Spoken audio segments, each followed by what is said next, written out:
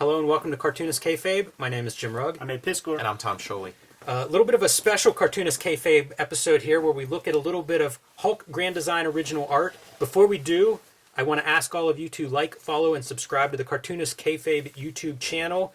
Hit that bell icon next to the subscribe button for early notification whenever we post each video. This will give you a leg up on the Kayfabe effect. Sometimes we show off hard-to-find comics, rare items, and you'll be the first ones to know about it to start trying to track down your own copy of the books that we show off.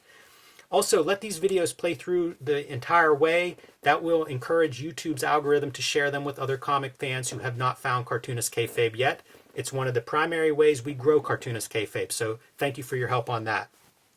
But today's a big day. This is the day that Hulk Grand Design hits comic book stores, and it's the day the world gets to see this comic I've been working on for the last year plus. Congratulations, Jimmy. Congratulations. Thank you. And I thought I'd pull out a dozen pages or so we can kind of walk through and look at them. I'm glad you're here, Tom, to the Grand Design Team mind squad. trust Yeah. here. So, I figured we'd walk through it and just kind of talk shop. And Jim, are any of these pages for sale?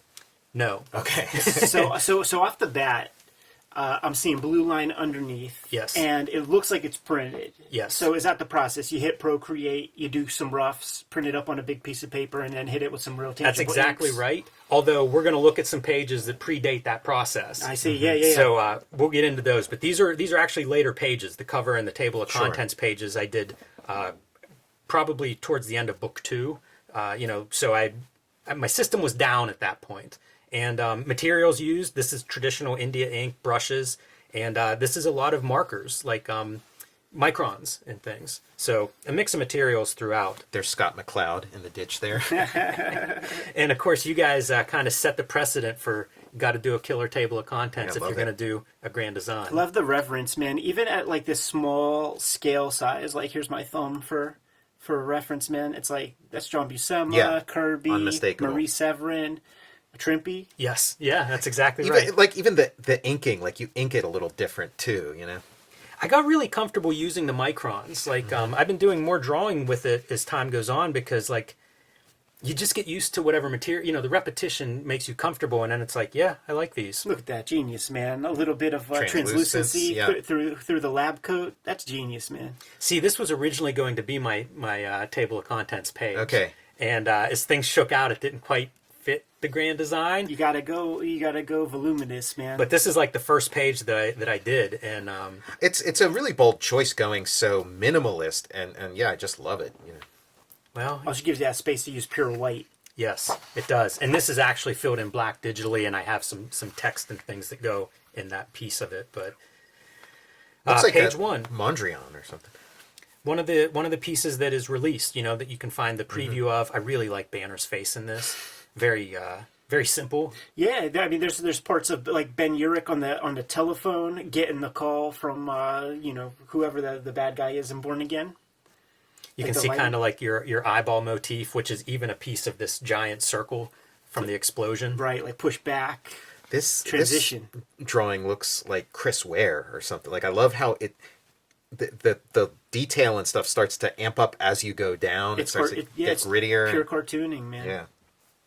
It's a lot of fun. The nice thing of doing your own lettering and everything is like you get to incorporate all yeah. that. I mean, this is brush, right? Yeah, it probably was. Yeah. Because I was about to quit if you figured out how to do that with a micron. Yeah. There's stuff that is funny because like this is Rick Jones screaming for help. And it doesn't quite work the way I want it to. Probably the arrow to the word balloon isn't big enough.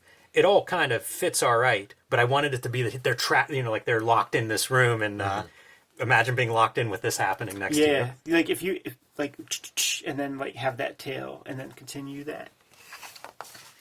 Boom! Look at that chaos, This makes me think of the Barry Windsor Smith monster. When they're coming after. This is the best of comics right here. Like It's Lichtenstein, Lichtenstein, lettering. yeah. I was very conscious of that. Like we've all had moments of being mad at Lichtenstein for taking comics language and benefiting. So take it's him like back. I'm bringing some of that lettering in because I like some of that lettering.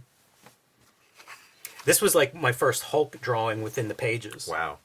I love the kind of like haze. The haze is great. It's a very unconventional face. The vibration of the balloon. Yeah, it's not the direction I end up going, but part of the Hulk thing is he's different every time. Every artist, every sometimes time. the same artist will end up doing several versions of the Hulk, so you just wanted power, when you get your first big look at him, wanted it to be powerful. This is the same page, so this is one of those early, like, how do you do 500 issues in 80 pages? Well, sometimes you cover 2 years of story on one page, and these are almost like stickers when you see the final, like the final image. So draw them separately and then literally putting them on top. And this is probably going back to brush. Yeah, that's like the bigger drawings, brush. The brush just works better for those bigger drawings, I find. You can see like that dry brush. This Great is probably veins. my ink getting dried out and stinking bad at that point. That lighting on the eyeball is really cool. Yeah, it makes me think of Kirby. I love the combination of like modeled forms and then just like pure cartoony kind of stuff, geometric. That makes me think of Jim Rugg. Yeah, of course, we're describing really the Jim Rugg approach, basically. Yeah. This is one of my favorite pages. It's another one of the super dense pages where he's fighting like a different enemy in each panel. But I love like the brutality within the letters being your shape for your border. Is this smaller than 11 by 17? No, it's 11 by 17. Small image area. It is. Yeah. Yeah. I don't know that that's a great thing, but it's just kind of like when I laid out my pages, and I should have printed one of those out, but they were like light blue grids and everything. Some of the pre-roll choices on there. So, yeah, I might have done it bigger if I had to do that part over again. And then some of this stuff, like this is getting ready for first appearance of Wolverine is coming next. So like this kind of thing is taken right off of your cover from the Hulk whenever that's showing up.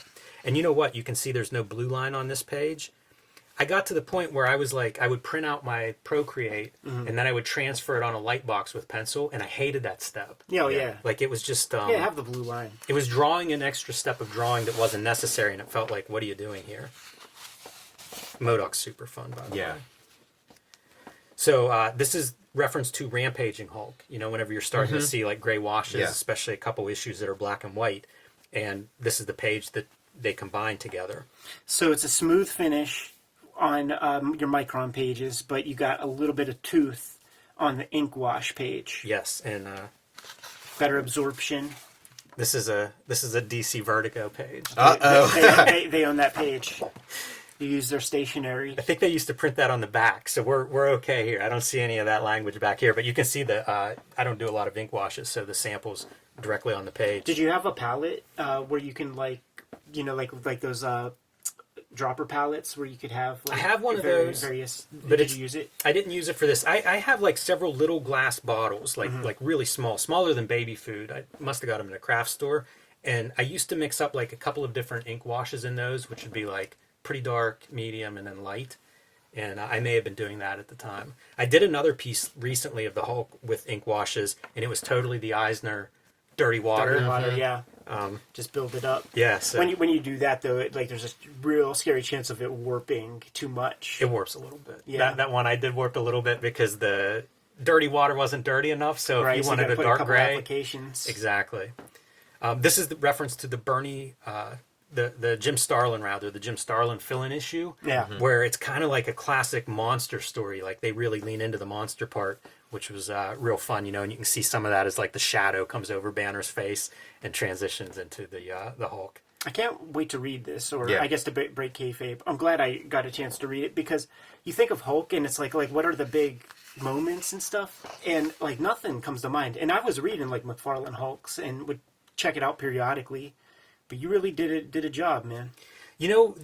I think part of the reason there's not like an obvious big moment is because it's 60 years.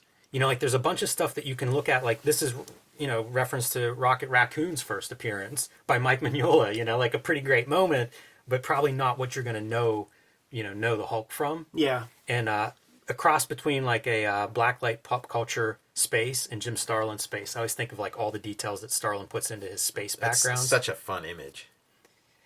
Yeah, I mean, it's clowns and Rocket Raccoon and Hulk in space. What else do you want? Those 70s creators, man. Cyborg assassins. Make them take a pee test. Let's see what happens. Let's see what happens. Yeah, you're not kidding about that. Oh, and also references to the comic newspaper strip. Yeah. I just found an ad for that recently that they would advertise in the Rampaging Hulk magazines, and it's amazing. Like I'm thinking about trying to reproduce the ad in the book collection because it's like a really cool piece. And I don't know how many people know the Incredible Hulk daily comic strip. I don't. I've never seen it. I have a couple like little paperbacks of collecting it. It's pretty great too. It's a good read. Yeah, it's what I've seen is good. Although that's something I haven't seen too much of either. You know, I'm aware of it, but not something I've seen much of outside of these ads, which is part of the reason that I wouldn't mind showcasing it. Cartoonist Kayfabe is brought to you by the comic books that Ed Piskor and I make. Available now in your local comic shops or online wherever you buy comics and books is Red Room, Murder on the Dark Web for Fun and Profit. Season 1, The Antisocial Network, available as a collected trade paperback. Season 2, Trigger Warnings. Issue 1 is now out. Issue 2 coming soon, if not already out whenever you see this video. Banned in 26 countries, banned in 7 comic shops, but they can still order them for you, so be sure and ask for it by name. And the rest of Ed's bibliography available still in print. WYSIWYG, Portrait of a Serial Hacker. X-Men Grand Design, 3 oversized Treasury volumes of that.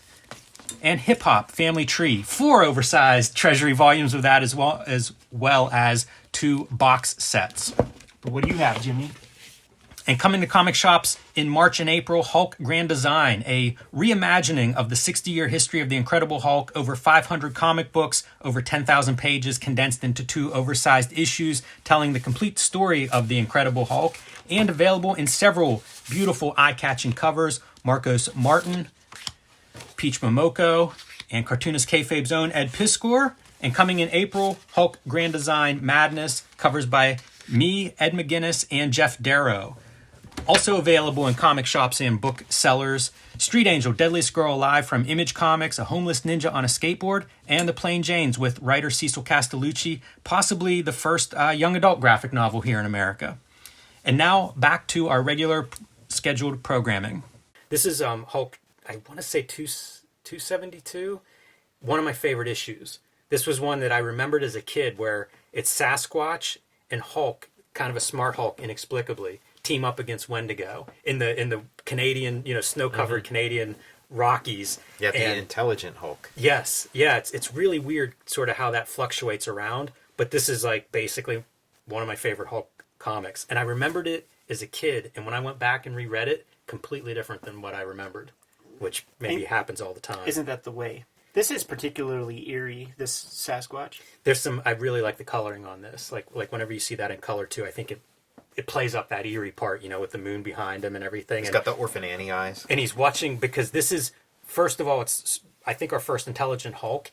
And also he's kind of more savage, with Banner in control. Like, that doesn't make for a kinder, gentler Hulk. You know what? The proportion is not too far from Andre the Giant and $6 Million Man. I should have referenced that Bionic more closely. Bigfoot. This is a piece that's done with inking with traditional inks as opposed to markers, because it's kind of a money shot splash page. And similar to that sticker page earlier, how do you do a bunch of different Hulk fights? And this one's really fun, like Silver Surfer and Captain Marvel. Captain 3D or 3D Man? Yeah, 3D Man. So pretty fun on there, and a chance for me to play around with all the lettering effects that I love so much. And Hulk Up, this was some kind of a product that's advertised in those early Hulks of like a suit you'd put under your clothes that you could inflate muscles. That is ridiculous. How incredible, right? And it's the greatest, like that logo's right out of that ad, but it was the coolest logo. You talk about getting beat up. I can't imagine Jimmy, wearing why that are thing you to school. squeaking every time you move? Sound like you got water wings on? Yeah, it can't be good. It can't be good. And then I brought this one to show like the idea of drawing, right? Yeah. He's getting blasted by lightning. So like, how do you draw those outlines to try to, to just add something in the drawing part that communicates that kind of thing? You're always really good at that. Did you do this after your Zap Comics homage? No, I didn't. Like a similar technique. I didn't, but I always think this way. Like that goes back to just talking to people about drawing, and something that I remember somebody told me they had an assignment where they had to grid off their page and then draw like different marks in each square, and draw in a different style that was supposed to be emotionally resonant, right? Like angry and sad. Some of them are easy. I don't know how you get into like cube number 20 and come up with something. But I always think like, we're drawing too. Like that's a piece we should be accessing whenever we think of these pages. love this Ditko space that like I've never seen anything quite like that. I love seeing the sort of liberation of, like, I don't see perspective grids, or like, you know, it's a kayfabe perspective set. You know what you can see though, and it shows up on the video, is a lot of stuff that I end up not drawing. Yeah. You know, like you do this. Less is Everybody more, does this. yeah. You draw more in sort of the building up, and then you take some away. You read about like Dan Clow's process or something, and you'll see the, you know, like that's where I would read about it. Like you draw more and you don't actually ink it all. This makes me think of like Mazzucchelli's Thor when he shows up in Daredevil. That's what I think of. I mean, Makes sense. I was thinking of that What If comic, man, when Thor gets the best of him. Yeah, exactly. And you can see the aftermath. You know, Mm-hmm. it's not just Thor that's fighting here. The heroes for hire, man. And you get to play with some lettering elements once again. You know, of course, like put that lettering wherever you want it, since you have control of that. And trying to make these graphic images. So a little sample. These are all from Hulk Grand Design Monster, the first book that's coming out, and it's 40 pages. So just a little taste here to wet the whistle. But like I said, excited to actually get this out in front of readers. You know, feels like a long time coming. Best Marvel comic of 2022. There it is, right here. Good to go? Yes. Okay, Fabers. Like, follow, subscribe to the YouTube channel, hit the bell. We'll notify you when new vids are available. Jimmy, comics in stores today. This is the day, man. Hulk Grand Design Monster #1. Go track it down at your favorite local comic book store. Hopefully they ordered enough for everybody to have a copy that wants one. And join me on patreon.com/Jim Rugg to see more of this kind of process talk. Red Room Trigger Warnings issue #1 on the stands today. You can get your hands on these comics on a monthly basis. Every issue completely self-contained. And it's banned in 26 countries, banned in 7 comic shops. But those comic shops, you ask the right person, they're still going to get you your comics, man. Don't you trip. Hit up my Patreon to read the comics before they hit paper. Thanks to everybody who jumped onto the Patreon the past couple of weeks. Patreon.com/EdPiscor is the name of the Patreon. You can get to all these links in my link tree in the description below this video. Tom? Fantastic Four Grand Design. Check out Jack Kirby, The Epic Life of the King of Comics. And my Patreon channel, Total Recall Show, and my YouTube channel, Total Recall Show, and check out my Patreon. Go to patreon.com, search Tom Scholey. Jimmy, what else we have out there? Subscribe to the Cartoonist Kayfabe e-newsletter at the links below this video. You can also find Cartoonist Kayfabe t-shirts and merchandise at the links below this video. That's another great way to support the Cartoonist Kayfabe channel. Thanks to everybody who's been buying these shirts and hats the past couple of weeks. Jimmy? Thanks to everybody that's going to buy Hulk Grand Design Monster today at their local comic shop. Give them those marching orders, dude. Make more comics.